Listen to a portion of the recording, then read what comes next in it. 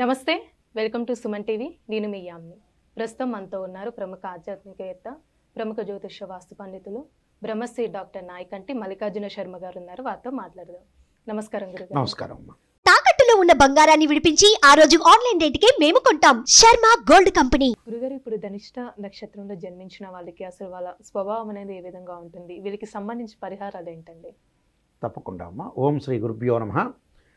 ధనిష్ట నక్షత్రంలో జన్మించిన వాళ్ళకి 1-2 పాదాలు మనం చూసుకునేటైతే ఒక రాశిలోను, ఇంకొక పాదాలు వచ్చిన వేరే రాశిలోనూ ఉండే అవకాశం అనేది ఎక్కువ ఉంటుంది.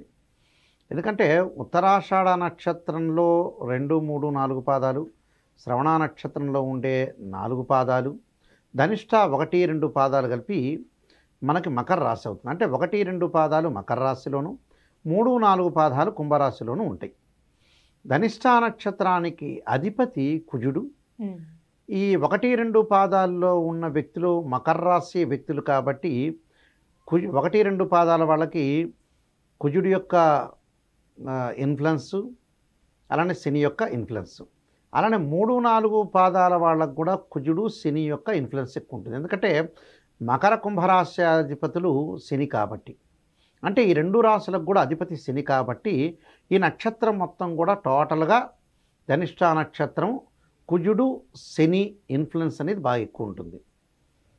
అంటే వాటి యొక్క ప్రభావం అనేది బాగా ఎక్కువగా ఉంటుంది. అంటే కుజుడు యొక్క ప్రభావం, శని యొక్క ప్రభావం ఎక్కువ ఉంటుంది. వీళ్ళు కుజ మహర్దశలో జన్మిస్తారు. కుజ మహర్దశ తర్వాత మనకి ఉండే మహర్దశలో రాహు మహర్దశ, రాహు మహర్దశ తర్వాత మనకి గురు మహర్దశ, శని మహర్దశ, బుధ మహర్దశ, కేతు మహర్దశ, శుక్ర మహర్దశలు అనేవి వీళ్ళకు ఉంటాయి. ఈ ధనిష్ట నక్షత్రంలో ఈ నక్షత్రంలో జన్మించిన వాళ్ళకి ప్రత్యేకంగా చిన్నప్పుడే కుజ మహర్దశ వెళ్ళిపోతుంది కాబట్టి కుజుడి యొక్క ప్రభావం అనేది 50% అనేది ఉండదు. ఎగ్జామ్షన్ నక్షత్రం కాదు కానీ 50% కుజుడి యొక్క ఇన్ఫ్లుయెన్స్ తగ్గుతుంది. అలానే వాళ్ళ యొక్క క్యారెక్టర్ అనేది ఎలా ఉంటుంది అని అంటే కొంత కోప స్వభావం, కొంత ఆవేశం ఉంటుంది. ఆవేశంతో పాటు కొంత వ్యసనాలు, దురుసుగా మాట్లాడటం, అలానే ఆరోగ్యవంతులు దురుసుగా మాట్లాడినా ఏది పెరిగే కొద్దల్లా గుణం అనేది పెరుగుతుంది. అంటే మంచి ప్రవర్తనకి వచ్చే అవకాశం ఎక్కువగా ఉంటుంది. అంటే మంచి ప్రవర్తనలో మెలగాలని కొంత ఎక్స్పీరియన్స్ తోటి ముందుకు వెళుతూ ఉంటారు. అలానే కొంత వ్యసనాలు, అలానే క్రూర స్వభావము, అంటే చిన్న వయసులో, కొంత వయసులో, మధ్య వయసులో అలా వస్తుంది. అలానే కొంత నిమోనియా సంబంధించింది, క్షయవ్యాధులకు సంబంధించిన విషయాల్లో కొంత ఏదైతే సైనటిస్ ప్రాబ్లమ్స్ ఒకటి, తర్వాత చెవి, ముక్కు, గొంతు, అలానే బ్రోంకటిస్, ఆస్తమా విషయంలో జాగ్రత్త ఉండాలి. అంటే వీళ్ళకి ఎప్పుడు కూడా లైఫ్లో కూల్ డ్రింక్స్ కానీ, కూల్ వాటర్ కానీ, అలానే ఏదైతే స్వీట్స్ కానీ, ఏసీలు కానీ ఇలాంటివన్నీ కూడా అవాయిడ్ చేయాలి. న్యూ ఫుడ్స్ ఏదైతే ఉంటుందో పిజ్జా, బర్గర్ ఇలాంటివి రకరకాలు ఉంటాయి కదా, అలాంటివన్నీ కూడా వదిలేయాలి. అది చాలా ఇంపార్టెంట్. అలానే ప్రమాదాల విషయంలో పొంచి ఉంటాయి. అంటే వాహనాల మీద వెళ్ళేటప్పుడు కొంత జాగ్రత్తగా ఉండాలి. ఆరోగ్యపరంగా కూడా కొంత శ్రద్ధ వహించాలి. అలానే ధనలబ్ధి ఎక్కువగా కలుగుతాయి. అంటే ఆకస్మికంగా ధనలాభం కలగటం, ధనం సంపాదించడం, క్రూరత్వము ఉన్నటువంటి ఆవేశం పెరగటం, ఆలోచన లేకుండా పనులు చేయటం, ఏది చేసినా కూడా కొంత ముందుకు వెళ్ళటానికి లేటు కావటం జరిగే అవకాశం ఉంటుంది. అలానే స్త్రీలకు వచ్చే ధనవంతురాలు, అలానే ప్రతి విషయంలో కూడా ఆసక్తి ఉంటుంది. ఆధ్యాత్మిక పరంగా ముందుకు వెళ్ళటం, తీర్థయాత్రలు, పుణ్యక్షేత్రాలు, అలానే ధార్మిక కార్యక్రమాలు, తోటి స్త్రీలతోటి చాలా అనుకూలమైన వాతావరణం ఉండటం, అలానే ధర్మ ప్రవర్తన, సంతానవంతురాలు అవుతారు. భూతదయ కలిగిన వారు స్త్రీలు. అయితే ఈ యొక్క జాతకంలో ఆవేశాన్ని తగ్గించుకోవాలి, ఆలోచన పెంచుకోవాలి.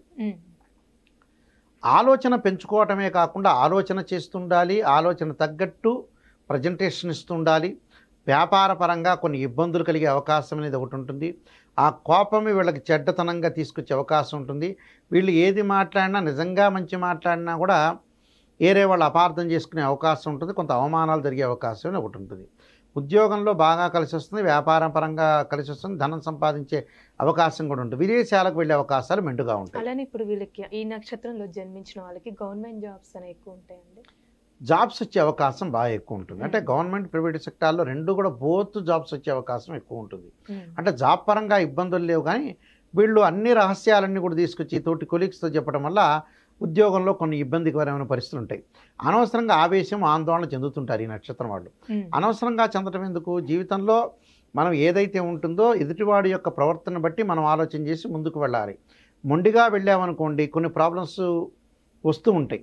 మొండిగా వెళ్ళాల్సిన అవసరం లేదు కదా. ప్రతిదానికి కూడా ఆచితూచి అడుగు వేయాలి. ఒక అడుగు వేసే ముందు ఆలోచన చేసి వేయాలి. అంటే మనం ముందుకు వెళుతున్నామంటే మన క్యారెక్టర్ ముందుకు వెళ్తూ ఉంటుంది. మనం ముందు వెళ్తుంటాం, మన నీడ కనపడుతూ ఉంటుంది ముందు. ఆ నీడ కనపడేది ఏంది? మనం ఆత్మ అనుకోవచ్చు, మన క్యారెక్టర్ అనుకోవచ్చు. అంటే క్యారెక్టర్ అనేది బయటపడుతుంటుంది.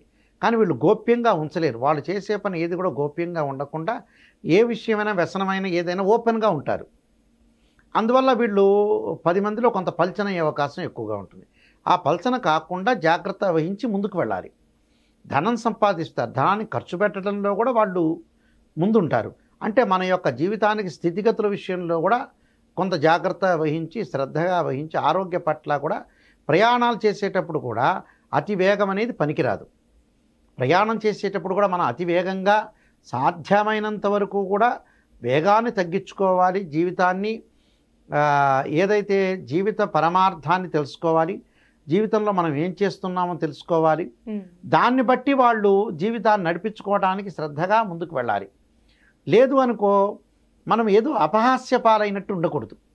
అంటే కొంతమంది ఏం చేస్తుంటారంటే జీవితాన్ని ఏదో సాధారణంగా తీసుకుంటారు. అంటే సీరియస్గా తీసుకోకుండా జీవితాన్ని ఏముంది లేని నెగ్లెక్ట్ చేస్తుంటారు. అలాంటివి చేసుకోకూడదు ఎప్పుడు కూడా. జీవితాన్ని సార్థకత చేసుకోవాలంటే చాలా జాగ్రత్తగా చేసుకోవాలి. అంటే అలాని ఎంజాయ్మెంట్ చేయకూడదని కాదు.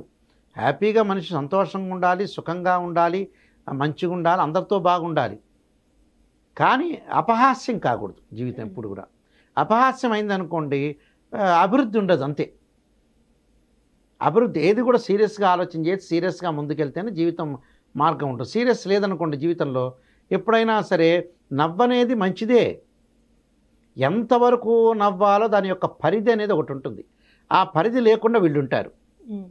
అవసరం నవ్వటం సంతోషంగా ఉండటం అనేది సుఖము దుఃఖము రెండింటినీ కూడా ఒక త్రాసులో ఈక్వలైజేషన్గా చూడాలి. అంటే ఈక్వల్గా చూడాలి. ప్రతిదీ కూడా కొన్ని సుఖ దుఃఖాలు అనేవి సహజంగా వస్తుంటాయి. అక్కడ సుఖాన్ని పొందినప్పుడు పొంగిపోకూడదు, దుఃఖాన్ని ఉన్నంత దుఃఖం వచ్చిందనుకో మరింత బాధపడకూడదు. ఇవన్నీ కూడా మనం చూసుకోవాల్సినవి జీవితంలో, భగవద్గీతలో చెప్పినట్టుగా. అలానే వీళ్ళు ఏంటంటే ఆ మోడల్లో ప్యారలల్గా ఉండరు. దానికి అవసరం, దానికి వాళ్ళు ఏం చేయాలనేది చేసుకుంటూ దాని యొక్క పరిహారాలు చేసుకుంటూ ముందుకు వెళ్ళాలి. ముందుకు వెళితే మంచి జరిగే అవకాశం ఖచ్చితంగా ఉంటుంది. అంటే ఎలాంటి పరిహారం చేస్తే మంచిదండి? ఈ ధనిష్ఠా నక్షత్రం వాళ్ళు సుబ్రహ్మణ్య స్వామి యొక్క ఆరాధన చేయాలి. అంటే వివాహం కాని స్త్రీ పురుషులు ఎవరైతే ఉంటారో శ్రీ వల్లీ దేవసేన సమేత సుబ్రహ్మణ్య స్వామి యొక్క కళ్యాణం చేయటం, సుబ్రహ్మణ్య స్వామి యొక్క పాశుపతాస్త్ర రుద్రాభిషేకం, సుబ్రహ్మణ్య గాయత్రి మంత్రం, తత్పురుషా విద్యే మహాసేనాయుధీమే తన్నో షణ్ముఖ ప్రచోదయాత్ అనే మంత్రాన్ని, అంగారక గాయత్రి మంత్రం ఉంటుంది, అంగారకాయుధే శక్తి హస్తాయుధీమే తన్నో భౌమ ప్రచోదయాత్ అనే మంత్రాన్ని చక్కగా చదువుకోవాలి. దానితో పాటు సర్ప ఆరాధన అంటే నాగేంద్ర స్వామి యొక్క ఆరాధన, నాగరాజాయుధే పృథ్వీధరాయుధీమే తన్నో సర్ప ప్రచోదయాత్ అనే మంత్రాన్ని సంవత్సరానికి కొన్ని రోజులు మంగళవారం పూట చక్కగా గుళ్ళో కూర్చొని ఒక 20 సార్లు 21 సార్లు పఠించాలి. రాహుకాలంలో దీపం పెట్టాలి మంగళవారం. పెట్టడం వల్ల వాళ్ళకి ఏదైతే దోషం ఉంటుందో ప్రమాదాలు, ఆర్థిక స్థితిగతుల యొక్క దోషాలు పోతాయి. అంటే మనం మంగళవారం రోజునే చెయ్యాలి. చేస్తే చాలా మంచిది. అలానే వీళ్ళు దీనితో పాటు నేను చెప్పినట్టుగా వీళ్ళు ఏదైతే పగడం ధరించాలి. పగడము అంటే నక్షత్రాధిపతి కుజుడవుతారు. పగడం ధరించడం, రాస్యాధిపతి శని కాబట్టి నీలం ధరించడం మంచిది. అంటే పగడము నీలము రెండు కూడా ధరించడం మంచిది.